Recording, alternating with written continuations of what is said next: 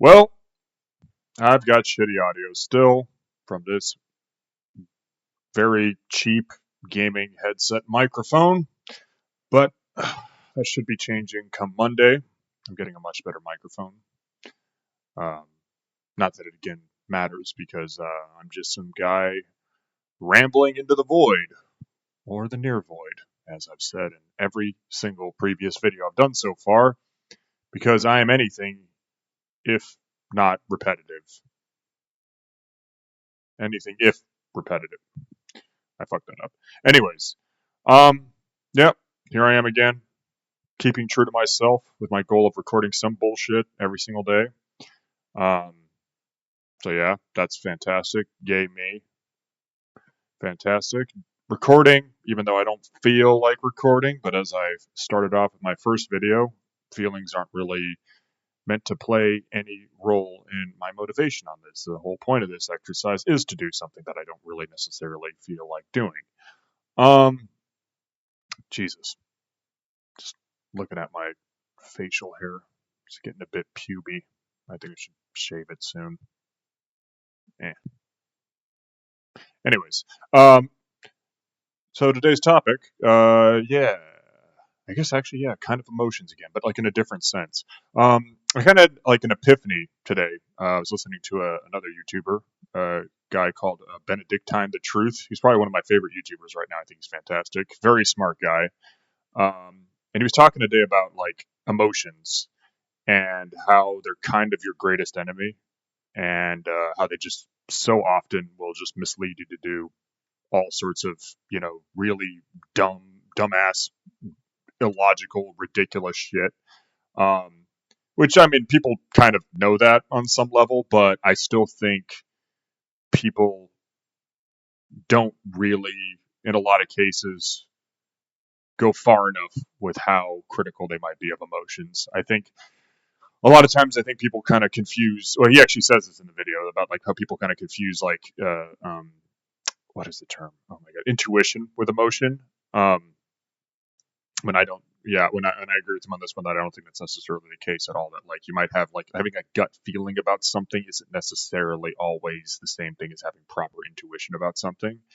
Um, like I feel like you're gonna always use the term feel like. My interpretation is, if I'm going to go further into this, where how would one differentiate between like a gut feeling and like an emotional misdirection, or like into oh god, I'm not even articulating this right. How would one differentiate basically between like intuition, like genuine proper intuition, and like just somebody's emotions kind of fucking with them and misdirecting them?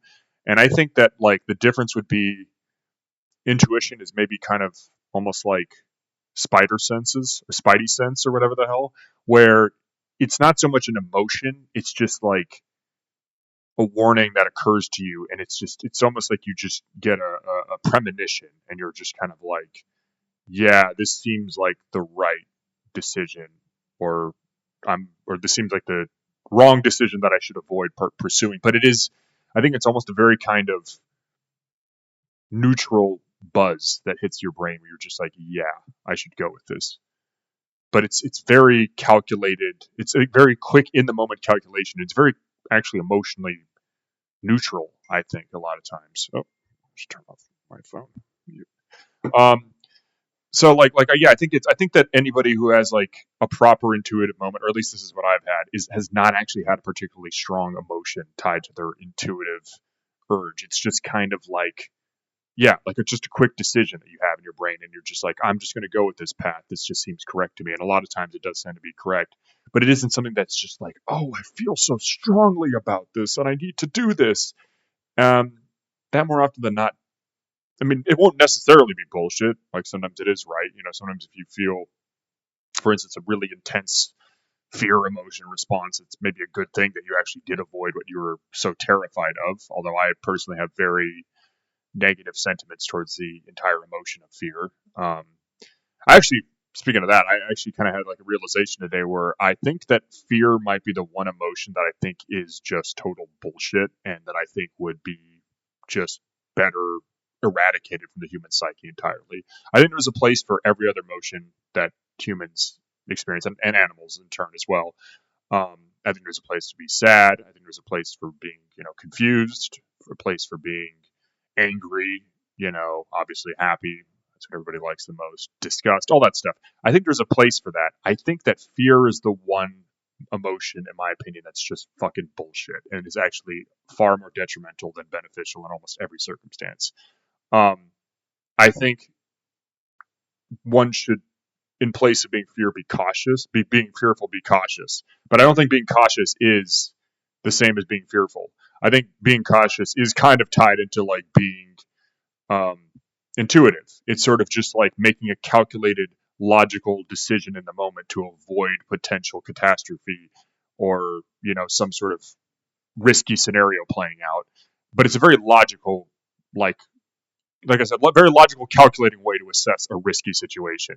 Um, while his fear is it's just such an erratic and crippling and destructive emotion that I just don't think ever benefits anybody in any situation that it's actually experienced. Like the only time I can say that fear is a good thing is if you're like experiencing it for fun in like a horror movie or something like that.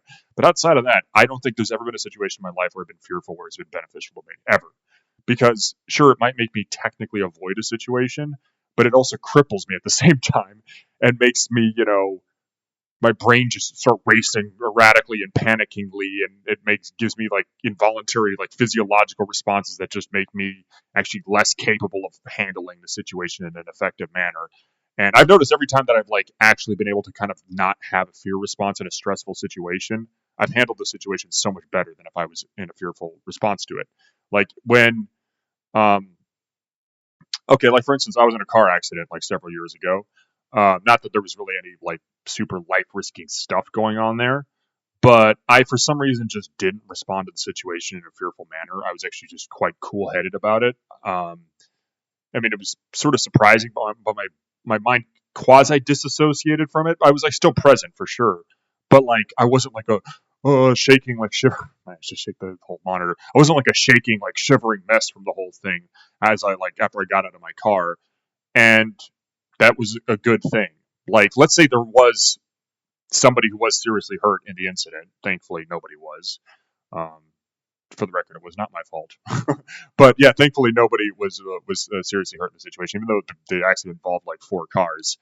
But let's say there was somebody who was hurt in the situation. If I had just been like a shivering, useless mess instead of how I was like quite cool-headed and collected, I actually almost thought the situation was like kind of darkly comedic, but especially because nobody really got hurt.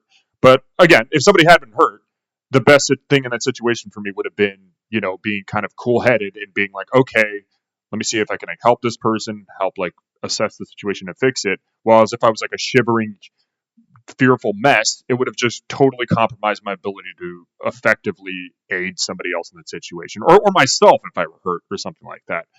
And yeah, so it's just I don't know. I mean, obviously that does kind of apply to like other emotions as well. Like obviously there's situations where your anger can cloud your judgment, your sadness can cloud your judgment, but like I don't think that that's always the case with those emotions. I think there definitely are appropriate situations to get angry and get sad and stuff and and all that other things. But I just have never thought of a situation where it's actually been helpful to be fearful. I just think it's a shitty emotion, and not only is it a shitty emotion, it's not only it's not only a shitty emotion that has no benefits to it. Its detriments are actually the most destructive out of any other emotion, in my opinion. I think fear is pretty much entirely the source of almost all our life problems in a lot of ways, at least on a like, functionality level.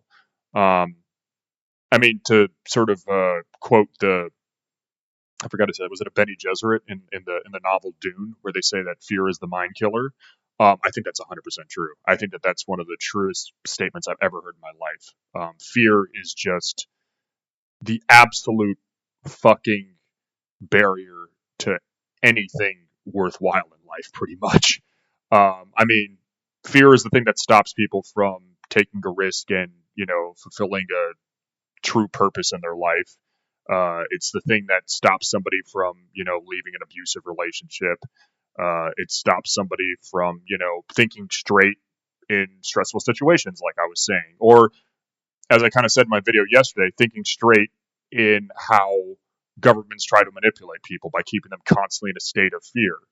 Um, I mean, I think that's a very effective tool that governments use. And it's always like, I mean, I kind of went on the whole thing about like, oh, this whole fear of like World War III, which is my conspiracy brain, that I think that's a deliberate calculation by global governments to keep people sort of quasi pacified, or at least in a quasi kind of like, oh, fearful state. But then there's like even more subtle forms of fear where, you know, the whole two-party system and the culture wars thing that's going on. I think that that's also another form of fear. Like I said, it's not the same type of fear of like, oh, imminent like peril fear, but it's still fear. It's like, oh, I'm going to fear that group of people and they're going to fear me, and we're going to just become like completely antagonistic, like assholes to each other because we're scared of each other fundamentally, even if it's not that quivering form of fear. I mean, that is really what it's all based in. It's like Democrats fear Republicans, Republicans fear Democrats, just like, you know, religious people fear non-religious people, and then even in the religious sects, they fear one another.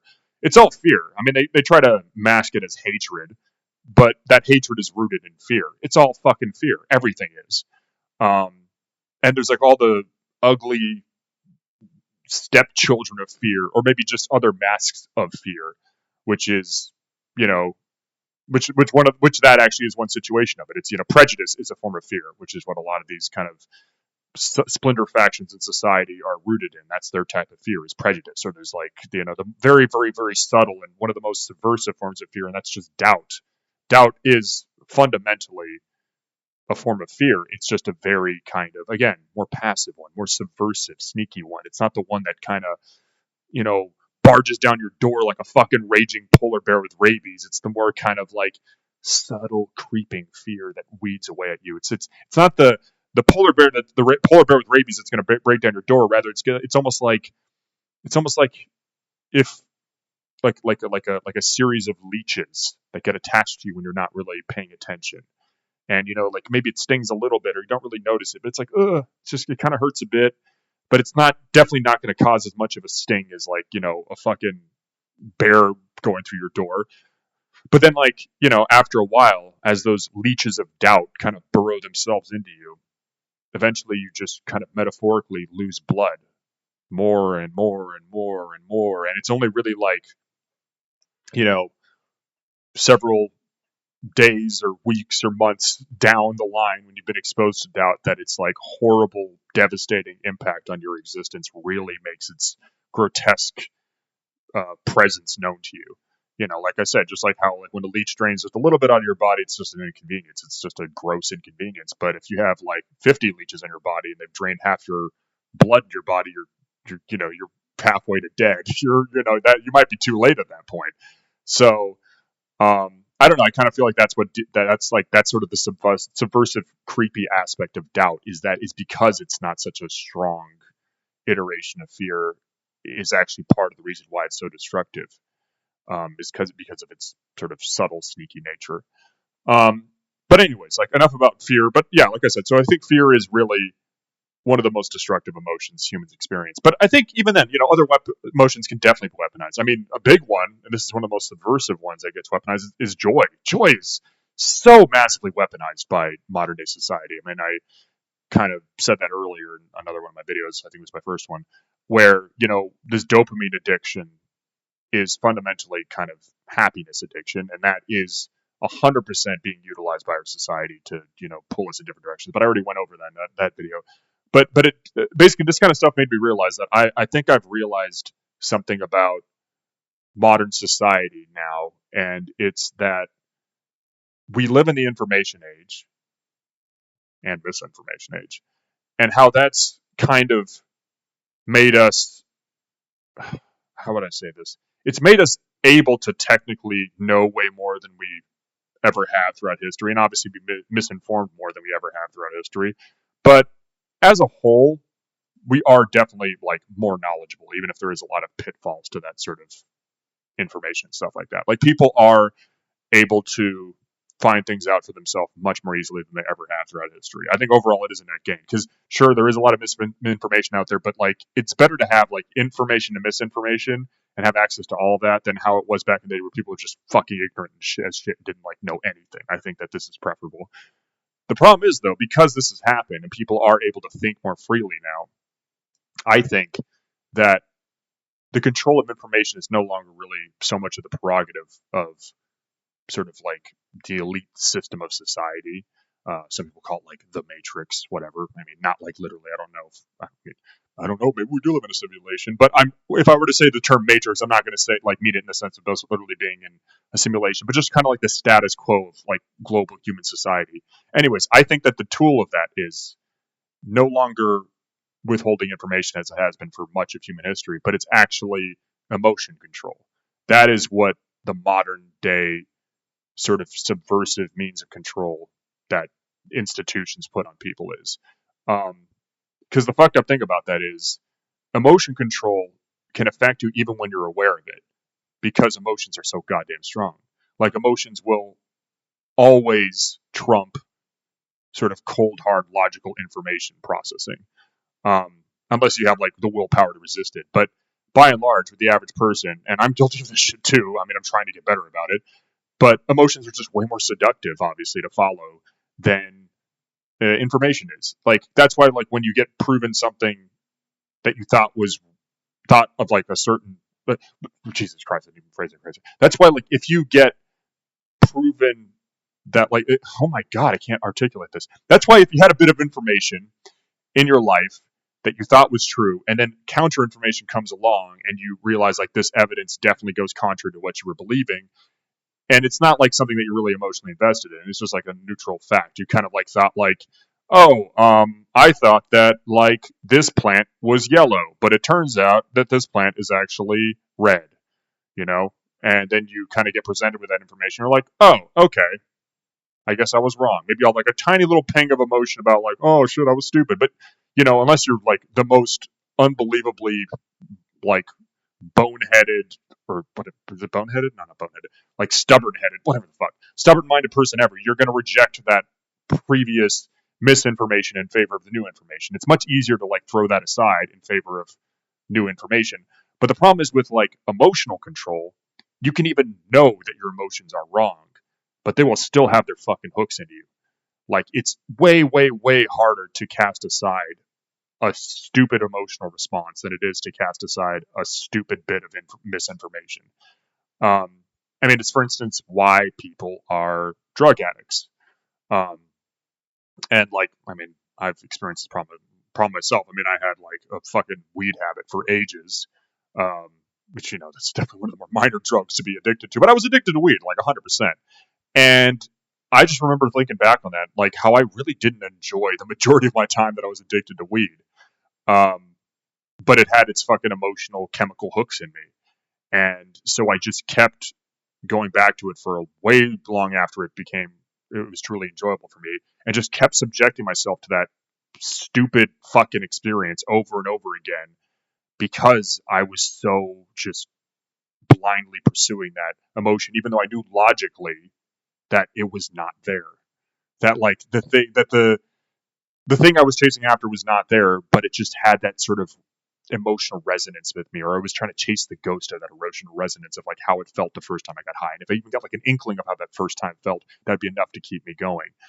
Whereas that would not happen if I had been presented with counter information on an issue. Like I would not be constantly going back and wishing like, oh God, I like really, really stubbornly want to go back to like experiencing when I thought that plant was, what did I say? When I thought the plant was yellow. When I thought the plant was yellow and was counter presented with it being red, I just keep going back to wishing that the plant was yellow again, wishing the plant was yellow again for years and years on end. It's like, no, I would, I'd cast that aside without like barely a second thought. But with weed, it's like, oh no, I got to keep going back to that emotion, that attachment to that emotion is so much fucking stronger than that attachment to the information that the plant was yellow.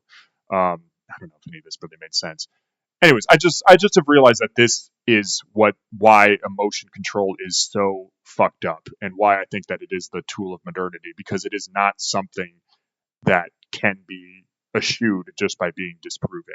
People are constantly actively emotionally addicted to shit all the time that they're well aware of is bad for them and stupid, but they just keep going for it anyways. So it's like literally the only fucking way somebody can overcome emotional addiction is not by proving that it's wrong.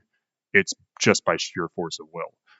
And that's what's fucked up about how things are nowadays. It's very, very hard to have strong willpower, and it's even fucking harder to have strong willpower when, we live in a society that is kind of designed to crush our willpower, crush our energy to resist stuff like that. I mean, let's face it, most people live wage slavery existences where they, live jobs that just crush the fucking energy out of them, crush the will to do much of anything other than, go to work, go home, and just try to like unwind with, an emotional addiction, but an understandable one. If you spend your whole day bored as fuck at work at a job you hate, barely making any money, I think it's completely reasonable to want to just have like a nice carrot at the end of the day where you just, go and veg out and watch some emotionally, shallow stuff that just gives you a little bit of that dopamine boost to just kind of chill you out before you have to rinse and repeat the bullshit cycle all over again. And it's very fucking, very, very fucking hard to muster up the willpower to like resist that cycle. Um, Especially when a huge part of that cycle is literally obligatory to your existence. You can't really necessarily resist the cycle of having to go to work to make money if that's literally what you need to do if you don't want to be homeless. So, anyways. But yeah, I mean, I guess you could like hypothetically resist that cycle of just distracting yourself at the end of the day and do something that's a bit more meaningful at the end of the day. But again, it's fucking hard to do that when you've got that emotional hook into that carrot at the end of the day. And also if you just literally don't have the energy to do something more productive at the end of the day. So I think that's what it is. It's a combination of just crushing your soul through fucking a really unfulfilling work for the vast majority of the population, coupled with, that dopamine hit, that carrot on the stick type thing, the thing that, can be blatantly in your face about how shallow and stupid it is, but you're just going to still follow it anyways because, them emotional hooks. Anyways, I think I made my point. I feel like I kind of repeated my point several times over and over. But yeah, that's that. I hope the audio on this wasn't too crappy, but that's going to, like I said at the beginning of the video, will be remedied on Monday. So hopefully to my, as I always say, and I will as always say it again, to my damn near non-existent audience, really just to myself when I'm listening back on this at some point. Hopefully this audio wasn't too shitty, but I'm looking forward to getting it remedied anyways. That's it. That's it for me today. So long. Oh, okay, now so long.